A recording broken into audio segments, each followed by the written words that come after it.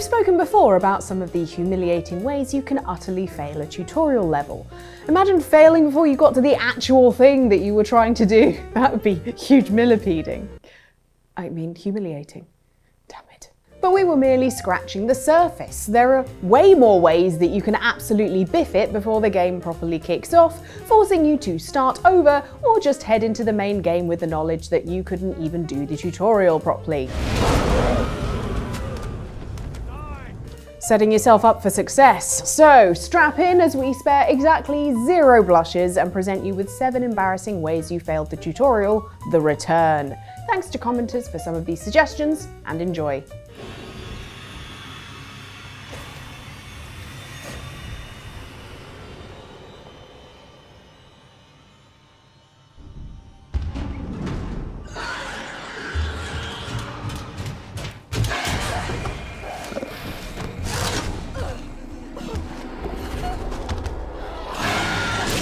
The general advice when it comes to dealing with xenomorphs is, don't be in the same room as a xenomorph. Sadly, that's the exact situation you find yourself in at the end of Alien Isolation's handholdy opening section. Something's on this station. Something you wouldn't believe. Having followed the advice of Sevastopol survivor Axel Fielding after first arriving at the beleaguered space station, you get to watch on as this Scot gets got by a xenomorph right in front of Amanda Ripley's terrified face.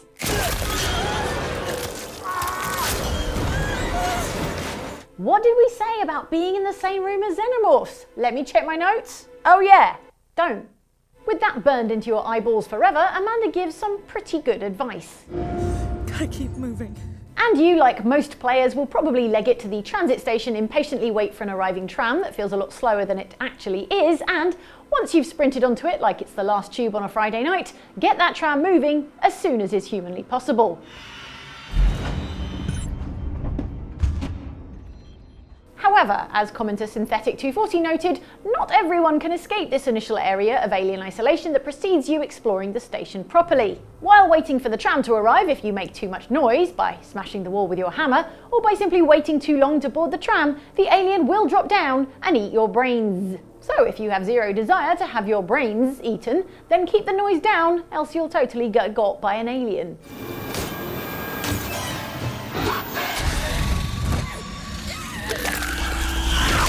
And the same will happen should you fail to keep moving and not get on that awaiting tram as promptly as the game wants you to.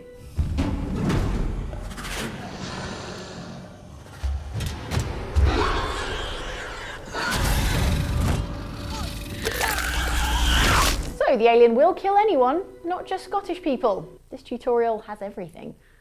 Come on, Arthur. We need to stay together. John was riding that horse when we left Blackwater. Let's see if he can hear us.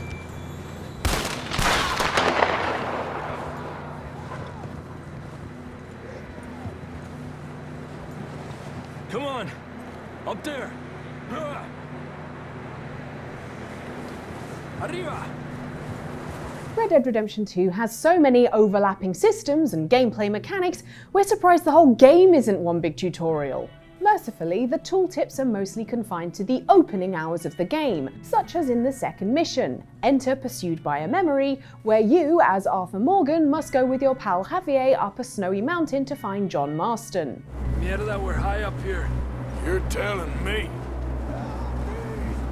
In this mission, Rockstar wants to teach you about your stamina core, and no, we don't mean how long Arthur Morgan can plank for. That's core stamina, pretty sure. Trudging up a mountain in a blizzard will tire you out, and so when your stamina core is empty, the game lets you know that, and that your movement speed is now limited. Up here. Come on. The next prompt given tells you can open your satchel, and should you follow this advice, you'll be able to scarf down whatever snacks Arthur has stuffed in his bag. It's closer now. Come on. So few pieces of cowboy media focus on the importance of snacks. Rockstar, you've done it again. Should you not follow the game's advice, once you reach a small cave, Javier will stop you in your tracks, sensing that something's off. How you doing? I'm miserable. At which point he'll give you the rest of his bottle of whiskey, which Arthur will automatically drink, filling up your stamina core for you because you weren't paying attention. Take a drink of that. Thanks. I'm not designed for this snow. While it doesn't give you a game over or force you to restart from a checkpoint, it is a uniquely embarrassing thing to realise the game has taken over and started playing itself to save your stupid ass from dying on the side of a snowy mountain in the first hour of your grand cowboy adventure. Let's keep moving then. Come on. Although, I saved my food and got a free bottle of whiskey from Javier, so who's laughing now? This tube shows green. Cycle complete. Sorry for the quick thaw, Master Chief. Things are a little hectic right now. The disorientation should pass quickly. Welcome back, sir. We'll have you battle-ready stat. In the first level of Halo Combat Evolved, we're introduced to Walking Space Refrigerator and Mountain Dew spokesmodel Master Chief for the very first time. I understand. As well as UNSC basics like shooting a gun at things you want to die. Surprisingly, this isn't everything you need to know, because you can easily fail Halo's tutorial by shooting your gun at the wrong thing. Canonically, Master Chief is a highly disciplined Spartan and a good guy, and not the type of person to wait until the game gives him a gun and then run back onto the bridge of the Pillar of Autumn and start doming crew members. Hey! We need to get going, Chief. We need to get off the ship before it's completely overrun by Covenant. Hey, stop! What the hell are you doing? So, if this is the choice you make straight out of the gate when the game is barely done telling you how to play it, Halo is ready to teach you an embarrassing lesson. Security to the bridge. The Master Chief has gone rampant. Take him down, boys. Take a chummy pot shot at a friendly ally, you know, as a joke, and a squad of invincible, unstoppable Marines will spawn in and kill you dead. Get clear! Wow! Okay, well, a couple of things. Firstly, I'm sorry, I'm only going to try that one more time. Should I feel good about that? And secondly, why can't we send some of these invincible, unstoppable Marines to fight the Covenant? I'm just saying. I should just take my joy, shouldn't I?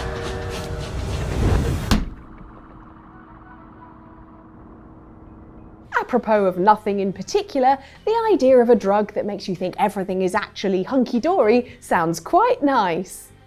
But as anyone who has ever seen a pharmaceutical advert in the United States can attest to, all drugs come with a long, speedily read list of downsides, usually ones that are worse than the reason you need to take the actual drug in the first place. May cause sudden death. I only had a sore throat. And that's no different with Joy in We Happy Few, the drug that helps everyone forget the horrible events that happened at Wellington Wells, but also hides the fact that your office party's piñata is actually a dead rat.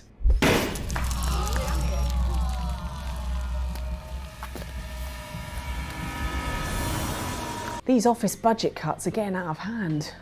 At the very start of the game, you're given a choice between taking your joy or tossing it to one side in order to gain some semblance of free will. But it turns out to actually kick off the events of the game, you have to reject that joy, so you get chased out of your workplace and into the game world. You are off your joy. Take one of mine. Oh my lord. He's a downer. Call security. We've got a downer. If you're the compliant, rule-following sort and take the joy, the drug-induced colour filter will reappear, you'll stay glued to your desk, and the game will boot you out into the credits. Happiness is a choice.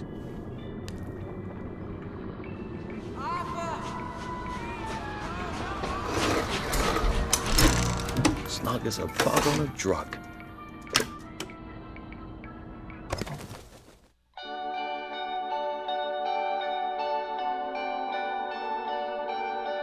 Then, once those are over, it sends you back to the beginning of the game, forcing you to start over from scratch.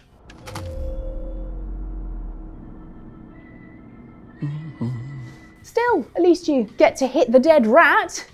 There's probably some candy buried real deep in there.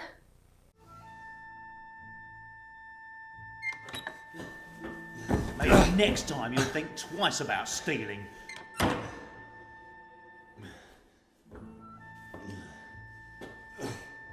Going by all the war and disease happening in the 1400s, it's a wonder that Henry of Skalitz even made it to the beginning of Kingdom Come Deliverance. In fact, sometimes he doesn't.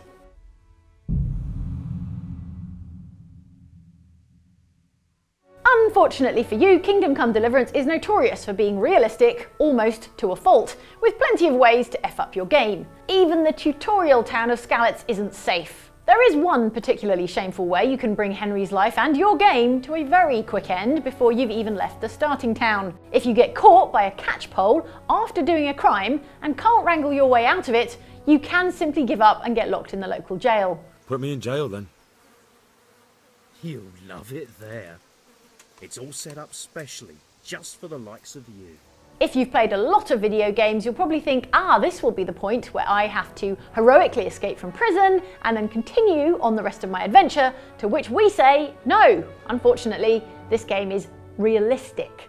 What actually happens next is that you stay in jail until the actual plot of the game starts happening with the Cuman attack on Skalitz. But sadly, instead of running off and starting your adventure, the jail is set alight with you still inside it. For the love of God, let me out! Let me out!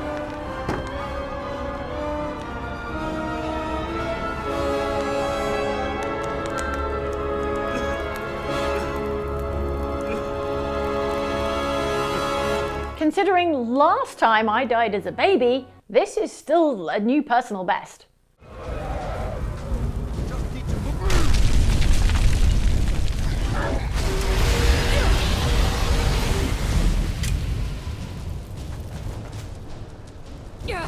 Statistically speaking, anyone watching this video will have played through the tutorial of Skyrim roughly 3 million times.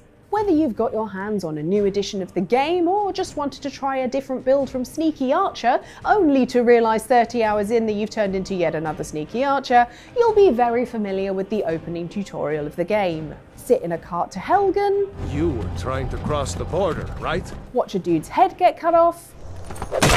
Accidentally get saved by a dragon. Then run through the fiery chaos and into a cave system that will spit you out into your main adventure. In an opening this scripted, you'd imagine that the game would keep you out of harm's way, at least until you got your hands untied and can fight back. Because if people die this early, they might not carry on playing and then won't buy Skyrim on 35 more platforms in the future. It'll wreck the business model. But business model be damned. You can, in fact, die in the opening of the game in a number of fun and interesting ways. One way is to keep walking into fire, always a bad idea, and not getting out of the way of the giant dragon Alduin's fiery blasts, also a bad idea. Considering just how many hits of fire it takes to die, this is definitely not one to be proud of.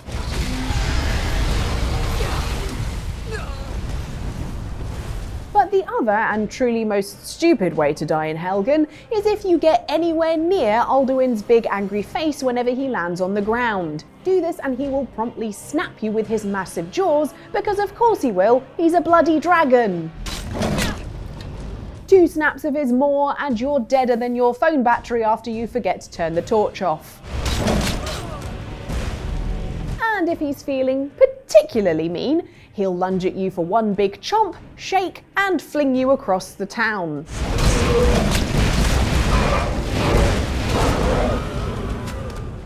Die! For the love of the gods, die! At least your hands are untied now, so not all bad.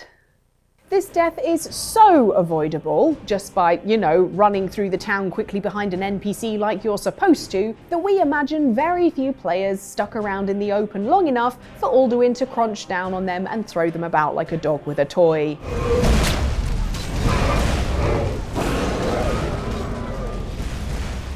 Okay, that was pretty funny. Maybe it's time to buy Skyrim again. Whoa!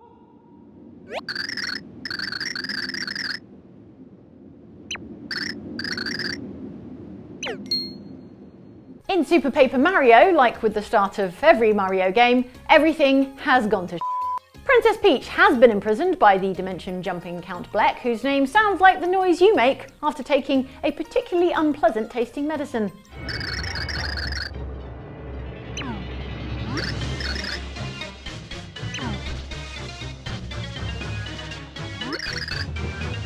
Not only that, but Count Bleck has pulled Bowser, his minions, and even poor Luigi into a dimensional portal, leaving no one but Mario in the Mushroom Kingdom.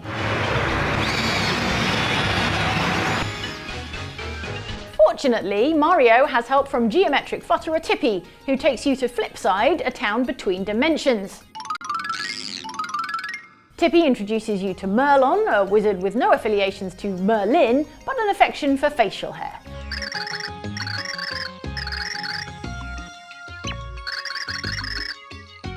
Hang on, is this a date? If so, I would have dressed up a bit. Merlon here offers Mario a helping hand, or more accurately, a helping heart, to save his friends and every world in existence. Saving every world in existence honestly sounds like a massive hassle, so it's fortunate that the game does considerately offer you the option to say no. Sorry, nah. If you start to get a taste for refusing the call to adventure, Mario can continue to turn down Merlon's request. But poor Merlon doesn't seem to take this well, seeing as Mario matches the description of some hero in a book of prophecies. Try telling that to this jerk-ass plumber though. Well, Mario, now all worlds are doomed. Hope you're proud of yourself. So those are some more embarrassing ways that you failed the tutorial and like didn't even get to the main bit of the game, or did, but kind of had to have the game help you along.